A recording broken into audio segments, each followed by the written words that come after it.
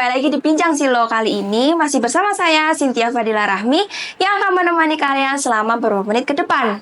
Tentunya saya nggak sendiri nih, saya akan bersama dengan narasumber kita kali ini, yaitu Mas Antariksa. Halo Mas Antariksa. Halo. Oke. Tentunya kali ini kita akan berbicara santai mengenai beberapa topik nih Mas. Nah, tapi kali ini tuh Mas, kita akan berbicara tentang dunia profesi pengacara. Nah, seperti kita membahas topik ini nih Mas, dunia pengacara itu kan dunia yang orang-orang banyak membahasnya. Profesi pengacara adalah profesi buangan. Jadi orang nggak keterima CPNS, orang nggak keterima dosen, pensiunan polisi, bisa tuh jadi pengacara. Betul. Nah, jadi kita mau bahas nih Mas, tips and trik menjadi pengacara yang kompeten di era banyak simpang siur membahas bahwasanya pengacara adalah profesi buangan, gitu ya Mas ya. Oke. Nah, kita akan membahas nih Mas, apa sih Mas kualitas utama yang harus diperhatikan oleh seorang pengacara untuk menjadi pengacara yang kompeten? Baik, terima kasih Mbak Cynthia ini. Mbak Cynthia sudah jadi pengacara belum? Belum bersumpah Mas. Oh, belum sumpah. Pengen jadi pengacara ya? Iya, insya Allah. Ya, oke. Jadi kompeten ya. Kompeten itu kan berarti kalau kita pahami dia pasti orang yang memiliki suatu kualifikasi tertentu. Nah, bagaimana sih menjadi seorang pengacara yang punya kualifikasi yang ideal ya? Nah, kalau dari saya pertama, ini saya dari sudut pandang pengacara muda ya, karena kan kita juga menghormati yang senior-senior. Sebenarnya saya juga kurang pantas untuk membahas ini ya, cuman dalam konteks kita membahas mempersiapkan calon-calon pengacara ya. Jadi kita coba kasih insight dari khususnya dari kantor kita yang sudah lumayan lama berpraktik ya. Dan ini harapan kami, ini juga bakal berguna buat teman-teman mungkin yang masih kuliah atau apa, yang pengen jadi pengacara. Nah, kompetensi itu sangat penting di dunia pengacara. Kenapa? Karena perlu kita ketahui pengacara itu sangat banyak ya sekarang. Jadi orang-orang yang jadi pengacara itu bukan cuman orang-orang yang berusia di atas 25 tahun. Kan syarat sumpah 25 tahun. Nah, tapi pengacara itu sudah diisi oleh pensiunan tadi disebut ya kan. Jadi harus perlu kompetensi. Nah, kompetensi yang paling vital dari pengacara kalau dari saya pribadi itu masalah kaitan dengan keilmuannya dulu pertama. Kenapa? Karena teman-teman sendiri sudah tahu lah kalau syarat jadi pengacara itu adalah S1 hukum. Ya kan? Kalau dari pendidikan oke lah, kita gak usah bahas itu karena itu syarat formilnya adalah jadi S1 hukum. Cuman keilmuan yang saya maksud itu adalah ilmu yang sifatnya sudah praktik ya. Jadi ilmu itu bukan cuma masalah ilmu hukum, tapi termasuk juga ilmu-ilmu lain, misalnya ilmu komunikasi, ilmu cara menyelesaikan masalah, ilmu bagaimana handling klien. Nah, itu semua harus belajar.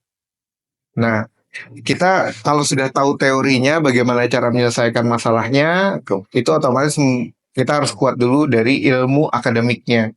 Ya kan, misal ada yang datang nih ke Mbak Cynthia mau konsultasi. Kan kalau ditanya nih penipuan apa penggelapan, ya kan? Nah, jawab itu kan pakai ilmu, ya kan? Nah, otomatis ilmu akademiknya, tapi menyampaikan bagaimana menjelaskan ke kliennya bahwa ini adalah penipuan loh, ini adalah penggelapan loh. Nah, itu kan perlu namanya komunikasi. Jadi kalau dari saya yang paling penting dari kompetensi itu ada dua. Ilmu dalam artian secara akademiknya dari pemahaman tentang teori hukumnya. Yang kedua ilmu komunikasi. Karena percuma kita punya keilmuan, kita tahu nih, oh misal ini ada sengketa tanah, ini harus diputuskan bahwa ini adalah tentang misal sertifikat ganda, cara penyelesaian seperti ini udah ada di otak kalian kan untuk penyelesaiannya, tapi tidak bisa cara menyampaikannya, yaitu jadi aja sama aja kan, jadinya kita nggak kecapai itu, kita nggak bisa menyampaikan solusi, itu sama aja kan nggak kompeten pengacaranya. Jadi dua itu sih kalau dari saya. Jadi kita tarik garis umumnya 2 ya Mas. Ya. Skill kemampuan hukumnya dan komunikasi. Ya. Kita berbicara tentang komunikasi nih Mas. Nah, bisa nggak sih Mas, apakah komunikasi itu harus seseorang yang ekstrovert atau memang introvert itu bisa, atau skill komunikasi itu dinilai dari apa sih Mas? Oke. Komunikasi itu kan bagaimana kita menyampaikan maksud kita dan tujuan kita kepada orang yang menerima informasi dari orang yang menyampaikan informasi itu. Nah, pengacara itu adalah penyampai informasi, klien adalah penerima informasi. Nah, bagaimana cara agar si pemberi informasi ini dapat sampai nih maksud dan tujuannya ini kepada si penerima. Nah, itu kan perlu teknik, ya kan? Nah, kalau bicara ekstrovert atau introvert, saya rasa itu nggak ada kaitannya ya. Kaitan antara ekstrovert. Ketika orang itu ekstrovert, dia akan luas menyampaikan. Ketika introvert, dia nggak luas. Itu sebenarnya nggak ada korelasinya. Semuanya itu bisa dipelajari. Nah, mungkin kalau Mbak Cynthia tahu, saya basicnya itu adalah orang yang tidak terlalu suka berkomunikasi. Jadi mungkin orang sekarang, ya saya belum pernah cek ya introvert atau enggak ya. Tapi saya basicnya tidak terlalu suka komunikasi. Saya cuman berkomunikasi ke beberapa orang, yang lain ya saya sekedar say hello. Biasanya seperti itu. Nah, kenapa? Karena ketika itu bawaan lahir ya. Nah, tapi ketika kita bekerja menjadi pengacara, kita harus dituntut untuk bisa komunikasi ke orang yang kita sebelumnya tidak kenal. Kan kalau klien datang kan kita nggak kenal ya basicnya beliau siapa. Nah, kita mau nggak mau dituntut pekerjaan, kita harus bisa komunikasi itu. Nah, kalau bedanya mungkin kalau buat orang yang ekstrovert, dia bakal lebih cepat untuk bisa akrab dengan klien. Nah, mungkin buat saya pribadi, saya perlu waktu. Saya perlu waktu untuk mengakrabkan diri dengan klien. Dan yang penting dari keduanya ini adalah bukan masalah akrab dan tidaknya, tapi apa yang kita sampaikan itu adalah dipahami oleh klien. Nah, jadi penting tuh biar paham klien ini, kan otomatis kita harus memberikan konstruksi cara berpikir yang jelas, aturan hukum yang jelas, kemudian solusi hukum yang jelas. Nah, itu harus ada semua, kita rumuskan dalam suatu kata-kata, klien paham. Nah, jadi kalau dari saya, masalah teman-teman misal ada yang ekstrovert atau introvert, mungkin introvert ya, misal dia mau jadi pengacara tapi nggak pede karena dia introvert. Karena pengacara tuh modalnya paling pertama adalah berbicara. Kita itu kan tanpa bicara itu nggak bisa apa-apa sih kalau menurut saya di dunia lawyer ya. Karena memang kita ketika bersidang itu dokumen tertulis itu penting ya kan. Tapi sebelum kita masuk ke persidangan itu kan kita ketemu klien. Nah, yang menentukan jadi tidaknya perkara ini masuk ke kita, itu kan klien percaya ke kita kan. Gimana bisa percaya dokumen tulisan kita yang bagus, misal orang tuh punya cara nulis yang bagus, sedangkan sebelum sampai ke fase dia mempercayakan pekerjaannya kepada kita, yang kita tulis itu kan otomatis kita komunikasi dulu sama klien. Nah, jadi intinya pertama dikomunikasi dulu, baru masalah tulisannya. Nah, jadi penting banget tuh teman-teman yang sekalipun introvert, kalian tetap bisa belajar intinya. Sering-sering ngobrol lah, sering-sering ngobrol. Saya nggak sering-sering ngobrol juga ya, cuman dilatih oleh alam sih kayaknya. Tentu dengan profesional kan? Iya, lama-kelamaan jadi terbiasa. Berarti introvert ataupun extrovert itu tidak bisa menjadikan tameng. Nggak bisa jadi alasan. Dan banyak alasan. Kita harus memang karena pekerjaan kita dituntut untuk meningkatkan skill komunikasi kita. Oke. Terus tadi yang satunya lagi kemampuan riset, kemampuan hukum ya Mas ya. Nah, gimana sih Mas? Kan pasti kita S1 nih sudah analisis lah, kita belajar argumen di kelas. Gimana saat kita bekerja itu meningkatkan skill kemampuan riset dan analisis kita? Oke. Meningkatkan kemampuan riset ya. Kalau riset ini dia sifatnya sudah tulisan. Nah, seseorang itu yang berencana mau jadi lawyer itu mulai dari kuliah, saya sarankan sudah harus mempersiapkannya. Nah, jadi nggak bisa kita jadi lawyer tuh tanpa persiapan kalau dari saya ya. Makanya ada namanya magang ya, ada magang. Nah, jadi kita harus benar-benar mempersiapkan dari keilmuannya. Nah, riset ini kan sudah nulis ya. Nah, tapi sebelum ke tahapan nulis ini, kita tuh nggak mungkin bisa nulis tanpa membaca. Ya. Nah, teman-teman kalau nggak sanggup baca buku, baca artikel lah. Ya. Artikel hukum. Mungkin teman-teman udah tahu lah yang kuliah di hukum kan ada namanya hukum online. Itu udah intisari dari permasalahan dan juga teori-teorinya udah sangat lengkap di situ. Jadi nggak harus baca buku, tapi baca artikel udah oke sih. Apalagi misal nonton YouTube, ya kan, sering-sering nonton YouTube tentang permasalahan aktual hukum itu udah bagus banget buat nambah wawasan. Jadi kita jadi seorang lawyer itu harus benar-benar melek tentang isu-isu terkini satu. Yang kedua, kita juga harus melek tentang asas-asas daripada hukum itu ya. Jadi misal tentang pertanahan, kita harus tahu asas jual beli tanah itu seperti apa. Jadi kita cukup tahu prinsip-prinsipnya, maka ketika kita dapat suatu case itu bisa langsung mengkonekkan. Nah, itu pentingnya keilmuan. Kalau teman-teman nggak tahu misal konsep dasar asas-asas jual beli tanah, ada orang konsul tentang tanah, sengketa tanah, teman-teman nggak tahu cara penyelesaiannya. Padahal tata cara penyelesaiannya itu adalah kembali lagi ke asas. Misal dia ada sengketa tanah, kita kan tinggal menilai sah nggak sih jual beli yang dilakukan oleh klien kita. Itu bisa sangat sederhana untuk dianalisis pada tahap awal. Dengan cara apa? Paham asasnya. Nah, tapi kalau nggak tahu asasnya, jawabannya apa? Ngayal. Iya. Nah, jadi kalau dari saya sangat penting untuk menguasai keilmuan. Nah, salah satu caranya itu adalah membaca. Setelah membaca apa? Ditulis dalam bentuk riset ya. Nah, mungkin kalau sudah telat ya, riset itu kan memang sering adanya di mahasiswa ya. Ya. Nah, tapi teman-teman juga jangan berkecil hati. Yang dimaksud riset itu bukan cuma dalam artian harus terbit jurnal atau seperti apa. Riset itu adalah bagaimana kita bisa mengumpulkan data, bagaimana kita bisa mengolah data. Misal teman-teman nggak sanggup untuk menulis jurnal, teman-teman tertarik topik apa? Ya riset tentang permasalahan itu. Risetnya apa? Baca, misal permasalahan tanah, ya sengketa tanah. Riset aja tentang putusan-putusan yang berkaitan sama problematika jual beli tanah itu apa aja yang sering terjadi di masyarakat. Teman-teman baca putusan 50 aja atau 10 aja lah. Ya. 10 aja teman-teman tuh udah bisa dikatakan melakukan riset bahwa berdasarkan 10 putusan yang saya pelajari ini saya dapat keilmuan bahwa ternyata sengketa tanah yang ada di Indonesia tuh pokok permasalahannya adalah ini. Nah, teman-teman fokus aja nih di pokok permasalahan itu, saya bisa kasih bisa kasih pandangan bahwa teman-teman tuh sudah hampir menguasai satu permasalahan yang itu bakal sering banget terjadi. Jadi dari satu topik itu kurang lebih konsepnya kayak gitu aja. Tinggal nanti kita nge-twist permasalahannya kan tinggal dikit beda dikit ya kan. Nah, tapi teman-teman udah dari dasar-dasarnya dari riset itu pasti nanti ketemu solusinya seperti apa. Nah, tapi kalau tanpa riset teman-teman nggak suka baca, nggak suka menulis juga, ketika dapat case klien datang blank, kosong, gimana ya cara ngasih advice-nya ya, orang kita belum pernah baca, karena nggak semuanya di hukum itu bisa dikarang. Iya. Ya, memang sebagian orang bisa yang les, misalkan nggak tahu dia jawab ngasal. Nah, uniknya kalau di hukum itu ada yang bisa jawab ngasal, ada yang nggak bisa. Ya.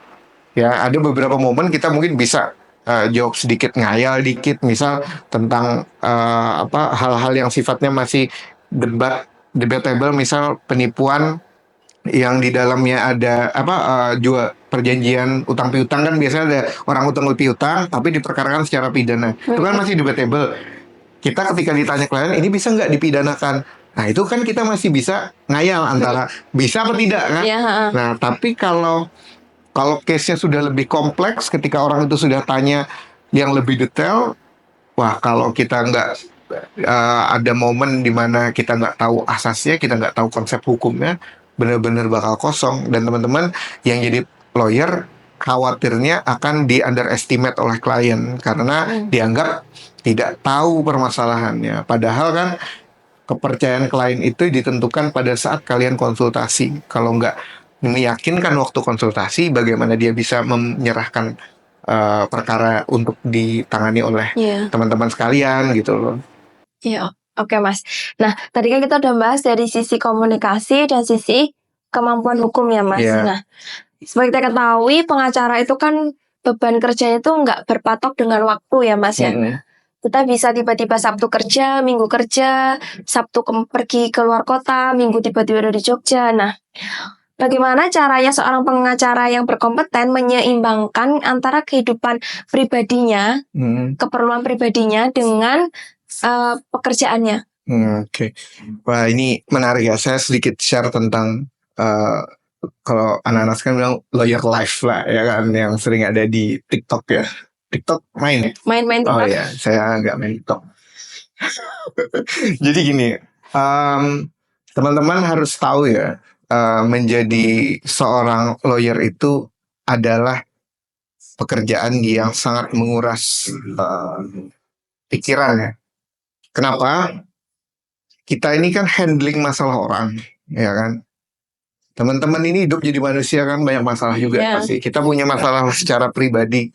Itu belum masalah yang nggak jelas ya. Maksudnya masalah yang benar-benar terjadi sama masalah yang belum tentu terjadi. Itu kan anak-anak sekarang bilang overthinking ya. Overthinking tentang masa depan dan lain-lain. Nah itu kan kadang menghantui kita secara pribadi sekalipun tidak melakukan apa-apa. Ya kan. Tidak melakukan apa-apa aja kita bisa memikirkan masalah. Nah, bayangkan udah kalian punya masalah di real life-nya, di dalam pikirannya, tiba-tiba kalian handling perkara orang. Artinya masalahnya orang dilimpahkan ke kita untuk dipikirkan. Nah, bagaimana sih cara mengelola itu?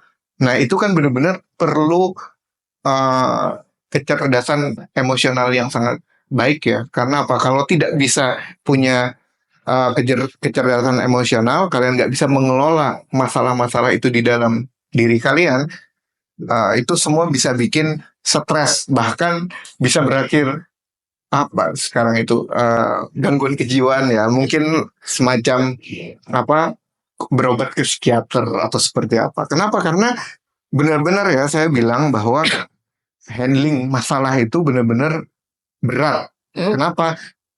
Kita tuh bakal kepikiran masalah itu setiap beberapa jam sekali. Saya pernah baca riset itu katanya kita tuh bakal kepikiran permasalahan itu setiap berapa jam sekali itu akan melintas. Nah bayangkan, itu satu klien. Anggaplah ada 30 klien. Lalu lintas permasalahan di dalam otak teman-teman tuh udah kayak pasar. Tiba-tiba kepikiran masalahnya si Budi. Tiba-tiba kepikiran masalahnya si Andi. Ya kan? Nah, 2 orang itu aja, itu anggaplah baru bangun tidur tuh kepikiran itu ya kan. Setengah jam berikutnya kalian kepikiran lagi klien kedua. Nah, dan itu semua lalu lintas itu benar-benar natural akan terjadi di setiap pengacara. Nah, makanya sangat penting untuk teman-teman bisa menghandle-nya. Nah, sangat banyak cara untuk teman-teman bisa menghandle ini. Karena ini termasuk kecerdasan emosional ya, bagaimana menghandle permasalahan yang ada di dalam pikiran. Nah, teman-teman harus cari namanya sebuah tempat atau misal cara untuk stress relief ya. Jadi stress release ya. Jadi harus ada suatu tempat atau apapun itu untuk stress relief. Stress release ya. Jadi kalau teman-teman nggak ada tempat untuk melepaskan stresnya itu, wah saya bisa pastikan teman-teman akan tersiksa di pekerjaan ini. Depresi, saya tadi mau ngomong itu ya. Jadi depresi ya Mas. Depresi. Nah, jadi kalau nggak ada stress release, saya yakin pengacara itu bisa depresi. Karena kita tuh punya masalah gitu. Kita pikir masalah orang, bahkan itu bakal 24 jam kepikiran gitu loh. Sampai kalian tidur pun bisa ke mimpi. Apalagi kalau misal ternyata kita diintimidasi misalkan. Satu klien aja mengintimidasi udah bikin pusing kan. Mengintimidasi ini bisa secara fisik, bisa secara psikis. Misalkan diteror, ya kan. Gimana tuh handling teror tuh? Kalau saya selalu bilang teror itu adalah ilusi. Kenapa? Karena sampai sekarang saya masih hidup gitu loh. Berarti kan tidak pernah ada teror yang nyata kan. Teror itu hanya ancaman. Nah jadi yang sifatnya belum terjadi di depan mata saya nggak pernah pikirkan. Tapi apa yang di depan mata saya hadapi. Nah itu sebuah tips ya. Jadi jangan, kalau jadi pengacara tuh jangan berpikir kalau kenapa semua potensi dari segala hal itu bisa terjadi di dunia pengacara gitu loh. Ya. Kita dimaki klien hari ini, tapi kalau kita sangat mungkin dimaki klien di 1 jam ke depan. Aduh, aku takut dimarahin klien. Ya, itu kan takut baru mau dimarahin klien kan. Pede aja gitu loh. Kamu nggak bakal dimarahin klien, nggak bakal kejadian gitu loh. Jadi jangan sampai jadi pengacara yang suka berandai-andai, karena semua kekhawatiran kalian itu bakal menyiksa psikis kalian kalau jadi pengacara. Jadi udah hadapi aja yang ada di depan mata. Nah, terus stress release-nya apa? Teman-teman, kalau saya nih pribadi, kalau saya sukanya cuman ya sekarang lagi 2 itu aja sih. Cuman nge-gym sama lari. Udah, cuman itu. Saya seminggu tuh harus ada keluar untuk stress release. Setiap pagi saya latihan untuk stress release. Kenapa? Karena kalau enggak, saya nggak tahu bakal kayak gimana nasibnya gitu. Apa bakal termenung, karena bener kalau kalian nggak ada stress release, saya sudah pernah menjalani ya waktu mungkin di tahun-tahun sebelumnya itu kan saya stress release-nya nggak ada ya, lebih ke makan ya. Jadinya kan menggelembung ya, jadi kayak balon tuh. Nah, tapi makan juga stress release ya. Jadi, bisa jadi ujung-ujungnya walaupun saya nggak ada stress release olahraga, akhirnya stress release ke tempat lain, makan. Tapi tetap harus ada, kalau enggak kita nggak tahu lah ya nasib. Jadi depresi ya. Berarti kalau menurut Mas Anta nih sebagai pengacara yang berkompeten, jadi kok jadi pengacara belum kita belum ikut sertifikasi kompetensi. Nggak tahu kompeten apa enggak ya kan, tapi insya Allah lah ya. Amin. Berarti maksudnya kalau kita menjadi pengacara yang baik, yang berprofesional aja lah Mas ya. Profesional aja. Jadi kalau misalnya kita tuh mungkin pengacara-pengacara muda nih ya Mas ya, pasti akan menjalani yang namanya life after breakup. Tiba-tiba nih dia tuh life after breakup gitu. Dia sedih, dia nangis, terus tiba-tiba besok dia harus kerja. Nah, itu tuh saran Mas Anta tuh gimana? Kan kalau kata Mas Anta tadi kan hadapi aja. Nah, kalau Mas Anta ada nggak sih kayak apa ya? Siapa tahu nih pengacara-pengacara di luar sana lagi ngerasain ini tuh terbantu nih dengan tipsnya dari Mas Anta. Life after breakup ya. Ini kalau kita maknai secara luas, breakup ini banyak ya. Bisa jadi breakup dari HTS. Bisa ya kan, bisa breakup sama kliennya, bisa breakup sama mungkin pasangannya, ya kan, bisa breakup dari partner kerjanya. Luas loh. Kita tuh kalau di pengacara tuh kalau mendengar satu kata itu tafsirnya banyak ya. Jadi nggak mungkin kita menafsirkan satu kata. Break-up-nya Gen Z beda lagi kan, maknanya kan. Cuman kalau saya secara umum memaknai, semua orang tuh akan pasti mengalami break-up. Break-up itu bisa di bidang pekerjaan. Misal kita nggak berhasil menang dalam satu kasus, kita bakal break-up. Break-up apa? Break-up secara emosional kita. Kita udah yakin menang, ternyata kita udah di atas, udah kalau sekarang bilang butterfly era, udah sampai di butterfly eranya, udah yakin nih besok dia putus hakim menang, tiba-tiba dihempaskan nih sama hakim, ditolak, ditolak tuh bisa bisa NO, kan ditolak hakim, saya maksud ada bisa jadi di NO kan, atau benar-benar ditolak hakim. Nah itu gimana tuh perasaan teman-teman kalau nggak bisa handling? Banyak yang berakhir stres, mungkin kenapa? Karena dia sudah terlalu menjanjikan ke klien. Nah itu kan nggak boleh ya, kita kan di profesi kita nggak boleh menjanjikan. Cuman kadang kan kita nggak tahu ya, namanya mulut berbicara ini kadang kelepas janji atau seperti apa. Ternyata lepas dari apa yang diharapkan. Ya saya sebut itu break up dalam arti lawyer ya. Nah itu benar-benar sangat menyiksa ya. Nah belum lagi ditambah sudah kalah pekerjaannya, misal punya masalah hubungan relationship sama pasangannya, itu sangat mempengaruhi. Bayangkan aja teman-teman akan berpikir terus sudah kalah, kalian punya permasalahan dengan pasangannya, tiba-tiba ketemu klien yang menyebalkan di hari itu. Gimana tuh handlingnya? Kalian baru nangis nih kan, udah diputusin pacarnya, habis itu lagi kalah kasus, lagi nangis ya kan, tiba-tiba kalian harus handling tuh klien hari itu datang. Nah itu perlu namanya, kalau saya menyebutnya, saya harus tidak peduli ya. Kalau pernah ada buku namanya Bersikap Bodoh Amat, itu ya saya harus jalani itu. Jadi jadi pengacara itu kadang kalian harus jadi orang yang mati rasa.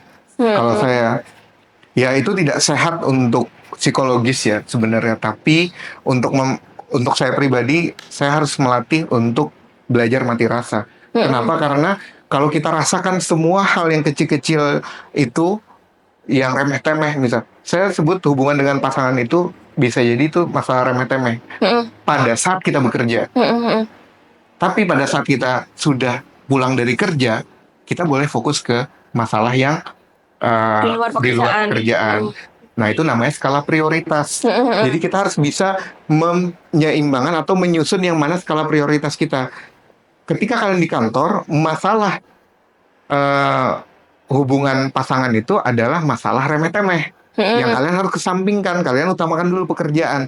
Tapi ketika kalian sudah sampai rumah, sampai kos, silahkan menjadikan permasalahan pasangan kalian itu sebagai masalah primer, Ya. yang mana skala prioritasnya paling tinggi. Nah, apakah kalian bisa menyelesaikan itu secara bersamaan? Bisa. Cuman agak gila kadang gitu loh. Bisa. Jadi hidup seimbang tuh bisa, cuman kadang gila gitu loh. Jadi makanya kalau saya lebih memilih untuk um, belajar untuk bersikap bodoh amat ya. Jadi kenapa? Karena itu benar-benar menyehatkan saya secara pribadi dari segi emosional ya. Makanya kalau teman-teman lihat saya di kantor pun saya jarang marah gitu loh. Kenapa? Mau ada kesalahan apapun, saya kadang bersikap bodoh amat. Tapi sifatnya saya tegas aja gitu. Misal ada kesalahan ini, saya akan bilang salah gitu loh. Cuman saya nggak akan meluapkan emosi. Nah, itu sangat penting ya. Kenapa? Kalian tuh jadi lawyer sangat mungkin bakal dimaki klien. Bakal dimaki klien di depan mata. Kalau teman-teman langsung dimaki dan langsung masuk ke lubuk hati nih, ya kan? Antara dua, kalian bisa marah atau bisa nangis di tempat. Iya. Malu-maluin kalau nangis di tempat. Kalau marah di tempat itu masih bisa berujung ke inilah ya, baku hantam lah ya, kan belum tentu kan yang menang yang kalah siapa kan, tapi kalau nangis sudah pasti kalah gitu, kalah secara mentalitasnya. Nah, jadi teman-teman harus bisa bagaimana ketika kita misal handling klien tiba-tiba maki kita di tempat, anggaplah itu tidak terjadi apa-apa. Makanya yang dimaki itu kan saya gitu loh, ya udah dengerin aja gitu loh. Nah, itu bakal benar-benar sangat sangat membantu kita untuk bersikap bodoh amat. Nah, jadi life after breakup-nya kalau dari saya benar-benar kalian harus bisa mengendalikan sih ya. Jangan sampai life after breakup ini membuat kalian jadi terpuruk. Nah, jadi life after breakup-nya lawyer ini kan kadang ya kita bilang biasanya nggak lulus CPNS ya. Iya. Ya, life after breakup-nya orang yang lagi masuk ke dunia lawyer itu biar yang baru-baru nih ya kan, kayak usia muda-muda kayak Mbak Cynthia. Itu apa biasanya break up dari nggak lulus CPNS. Nggak lulus CPNS. Nah, itu benar-benar terpukul tuh. Nah, tapi kalau teman-teman terpukul karena nggak lulus CPNS-nya dan pengen jadi lawyer, itu teman-teman pastikan bahwa kalian itu bukan mencari pengganti. Nah, kenapa? Karena kalau konsepnya adalah lawyer itu hanya mencari pengganti, mengisi kekosongan kalian nggak akan bakal jadi lawyer yang kompeten, profesional. Kenapa? Itu kalian sifatnya mengganti. Kalian ketika break up nggak lulus CPNS, kalian jadi lawyer, kalian pastikan kalian jadi lawyer itu karena lawyer itu adalah pilihan terbaik kalian, bukan karena mengganti sesuatu yang sudah hilang. Ya kan? Yang hilang itu biarkan hilang. Kalian bakal hidup di ke depan yang memang kalian pilih gitu loh. Kalian pilih itu kenapa? Itu adalah pilihan terbaik menurut kalian.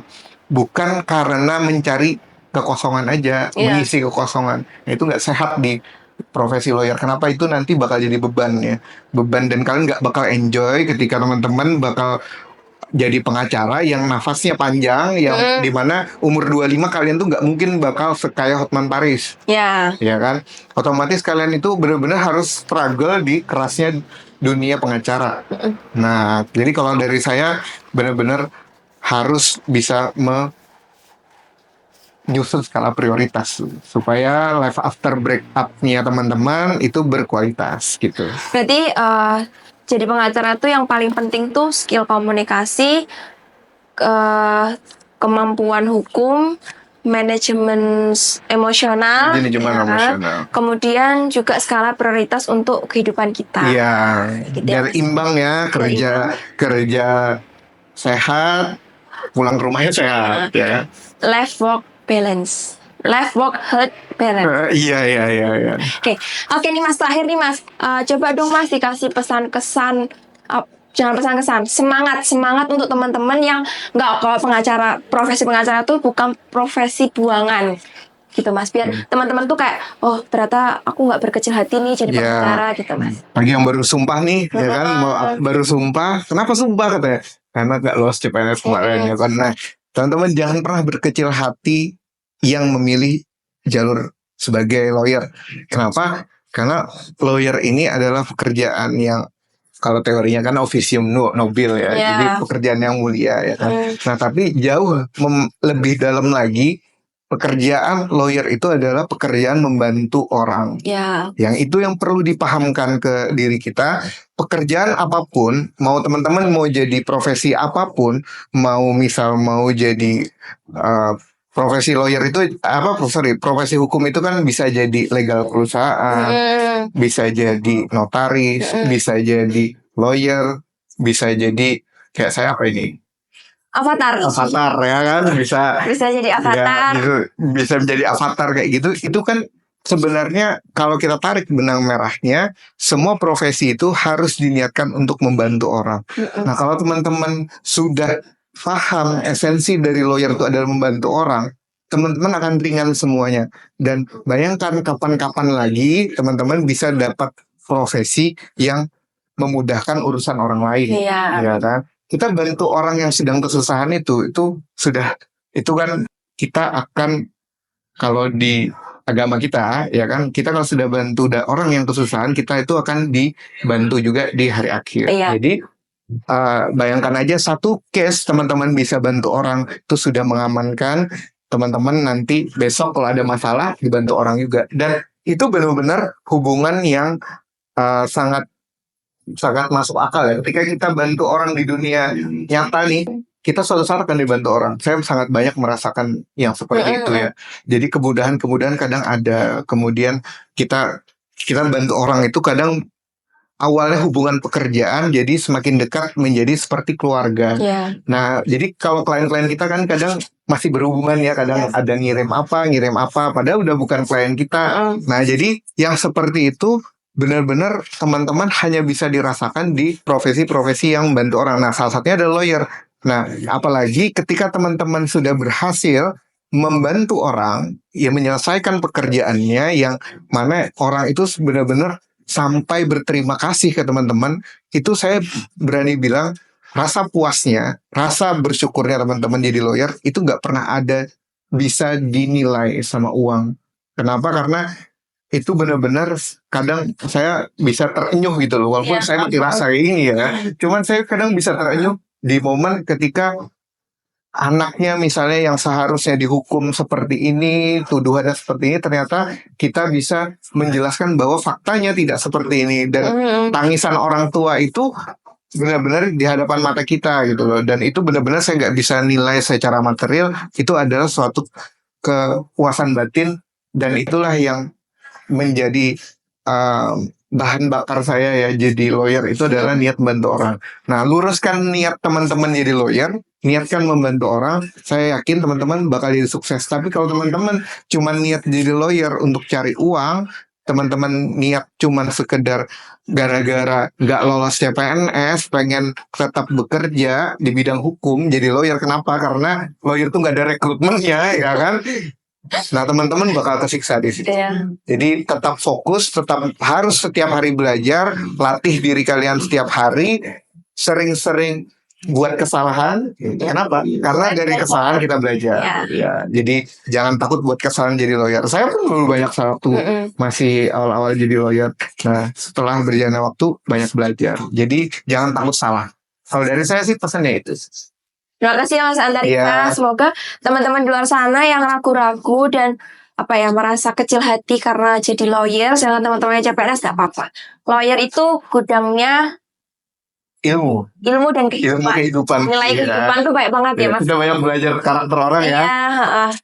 Oke, terima kasih ya teman-teman. Terima kasih Mas Antariksa sudah Iya. menyempatkan waktunya. Terima kasih teman-teman. Sampai jumpa di next podcast. Dadah. Dadah.